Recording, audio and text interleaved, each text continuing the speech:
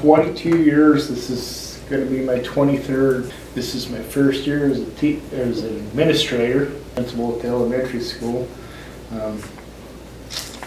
I did start at Hayfork Elementary School in 1999. I remember why you started.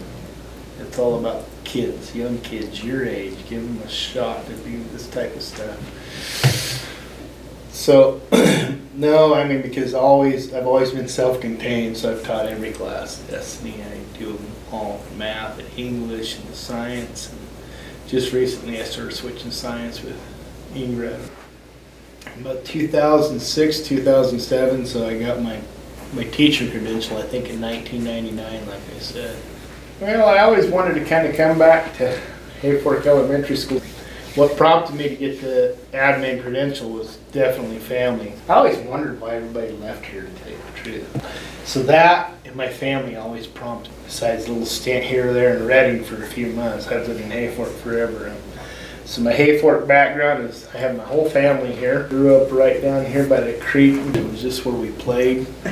Family owns the hotel down the street. Well, I guess I do now. Went to high school here, graduated high school here. My brothers and sisters graduated high school here. So I've coached all three, basketball, baseball, football. I just enjoy it, watching young kids learn to lead and grow. A lot of experiences, a lot of championships. They're same, but they're different. So I think the classrooms individually, you have individual kids, right? And we know everybody's at a different talent-wise. When you're on the sports, you're trying to bring everybody together. You want everybody to be following the routine and doing everything right, and dotting the I's and crossing the T's. In the classroom, you're trying to coach, but you're coaching. It doesn't matter how you get to that answer. There's 26 different individuals, and everybody sees things different. Their perception, it's kind of makes their reality. So the classroom's, I think, a lot different than the ball field. Your students are what you're trying to coach, but you have to coach your teachers too. I've done them all, so I wouldn't say I've never been part of Rotary, but I sat with my dad for 20 years at almost every Rotary meeting.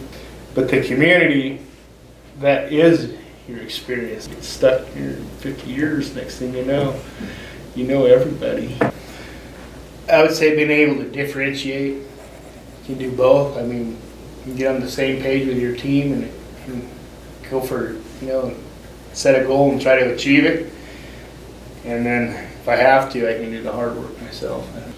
My goal, I think, is just getting everybody to buy in the fact that I'm here and that I'm going to be here and I probably won't go anywhere. And so some of the things that have been happening, maybe they can happen less. Yeah, my goal isn't to make it. I know I'm going to make it. It's to be successful, do some different things with curriculum, to make a few changes, and do what's best for kids in the long run. So what I'd like to do in the 5 or 6 years that I'm here is just make sure, like right now, we're seeing some dips in the language arts, reading, writing, try and get it back on track. What impacts you the most is you know the community, you get a sense of community. Point blank, whether you know too much or you know too little. The fact that you're here this long, there's not really hiding anything in the community. Yeah, knowing the strengths and then who you are and who you can talk to, and and your hiccups where you're going to run into problems with certain community members. You get your easygoing and your heavy hitters, and so you're able to pick that out. Everybody wants to see you succeed too. Do the right thing right away. And if you think it's the right thing to do, your stomach, your head, everything's telling you need to do it. There's nothing wrong with being right, I guess. Feeling right.